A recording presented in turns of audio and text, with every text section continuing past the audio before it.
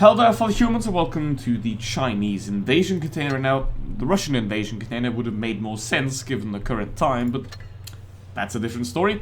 Now, what do they include in terms of pricing? I mean, they're quite cheap, and the drop chance is 10%, so they're not the worst of crates that Wargaming ever sold. However, obviously, they're crates, so they're designed to give you less return than you invest. So basically, if you buy them, you lose the second you buy them. Even if you get a tank, you're still lost. Now, obviously, what they include the 121B, but you can buy that in the shop right now, so I've already made a separate video about that. The 5A is pretty much one of the worst T10s in the game, so there is no point in wanting that. Type 59, I mean, I'm number 1 in NA with it, which doesn't mean anything, but it does mean that it can be played well. However, it is not that great of a tank. Then the 111 and the 112, they're both just old school heavy tanks that just don't have much of anything. Doesn't have gun depression, doesn't have accuracy. The armor is quite paper at the front here as well. You don't have good DPM and you don't have good mobility either, so like these two, I mean the 112 has a bit more armor than the 111, so it is slightly better, I'd say. And it's also a bit more accurate and has more gun depression. So, well, the 111 is like complete garbage.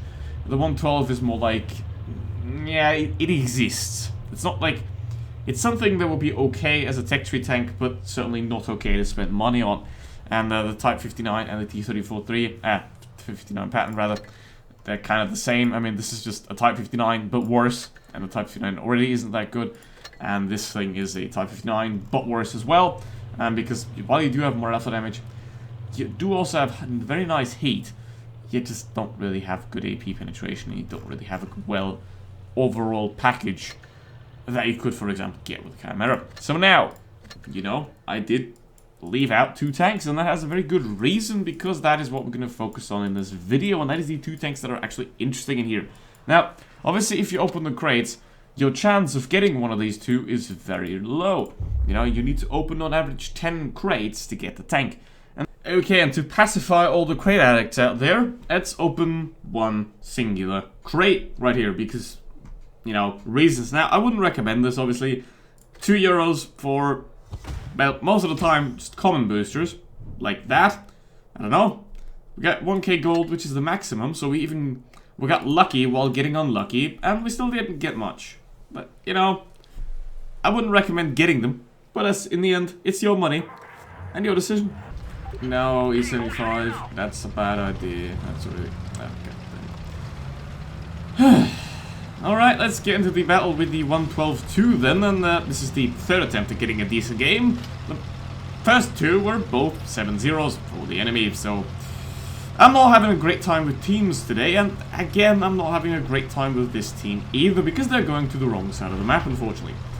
Now, obviously, this tank is like any other Russian, Chinese, or Polish heavy tank, as in, alright mobility, pretty good armor, bad accuracy, and no gun depression. So, if you've played one of them, you've played all of them, and they're here as well. God, what is up with the people doing their own thing today, but here we are. It has heat rounds, which is quite nice to pen other heavies as well. And it can side scrape quite well too. So it is definitely a good tank, but only if it were in the shot for gold, obviously, because how did that hit? It is not a Russian tank, so you shouldn't have Russian accuracy, but I had it anyway. So, okay, he's doing something. I know that there's an ST1 there, I don't care. Okay. Yeah, this is the exact kind of situation that you don't want to have when you do a lot of damage, because this is basically just trading damage with each other back and forth, and that is exactly what you don't want. You want to have more damage than the enemy, and not the same. And this is a really bad situation for that, especially when the 5120 is a bit campy.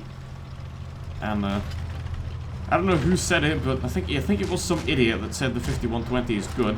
It absolutely isn't. It's pretty much the worst K9 in the game, besides the ML2, that is. But, yeah, don't get the MX 5120. And 2 are dead already. That's not good.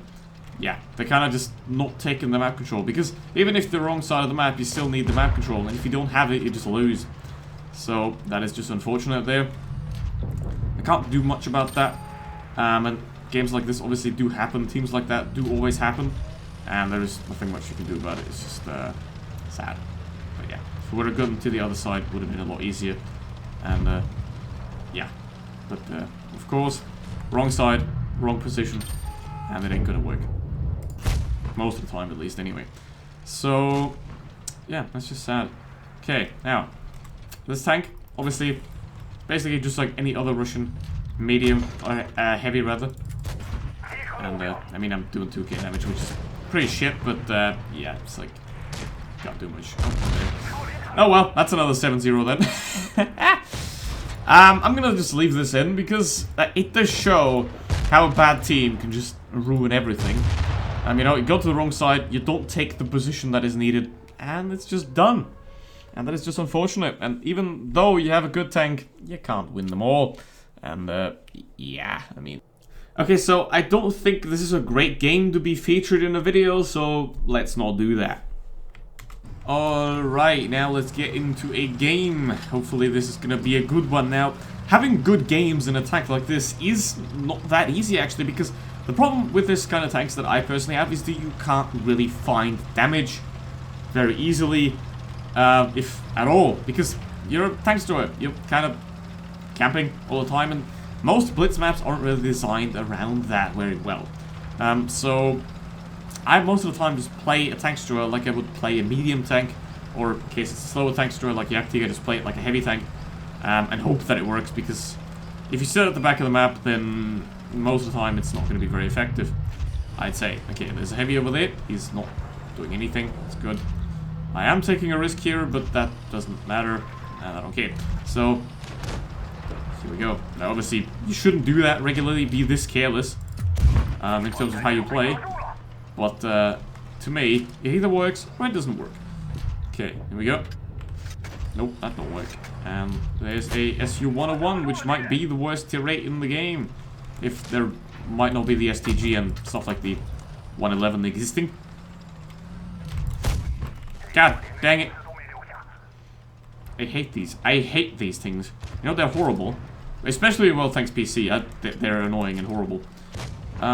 Okay, now, obviously, I don't have much armor. I don't have a big pool of hit points, which means every aggressive action that you make in this tank, you're probably going to get off worse. And that's the problem, because most of the time, where you're going to camp. I mean, I could sit back there, but then I would get overrun. So, it's not ideal. It's not cool. And I'm not a fan. But, obviously, if you do like tank destroyers, if you do like this style of gameplay, then certainly this can be a very good tank for you. This can be a very useful tank for you as well. So, I'm going to send the Euro first. We gotta get him up there. I don't have gun depression, so it's probably not going to work. Let's make him sure. No. Okay, he's short. Which is nice. Nope, that's not good. Yeah, I don't have gun depression to even peek that. It's just, that is just annoying. That is just annoying, nothing else. Because if you don't have gun depression, if you don't have a turret, you're just very limited in the way you play and how you play. And it's very hard to find damage, which ain't cool, but nonetheless, it is a good tank destroyer. I don't like tank destroyers. I don't think tank destroyers are any good. I don't think tank destroyers are even remotely useful. But then again, that's just personal bias at that point. Now let's see if we can get some damage on the Moiscan. Hopefully we can. The problem also is you can't really peek that well because you have to turn your entire thing to get a shot. The ammo rack would have been lovely, but didn't happen unfortunately. Let's try to stay around it. It did happen. Wonderful. That's alright. That's the benefit of high caliber guns, yo. That ain't too bad. Alright. I mean, obviously, it's a bit unfair, but hey, I'll take it. So, it is a good tank. I hate tank destroyers, but this is a good tank. You know, I mean, it has almost 3k DPM, 400 alpha damage. It is quite a cool tank. And with that video, that is it for the Chinese invasion containers. Thank you very much for watching. See you for the next one.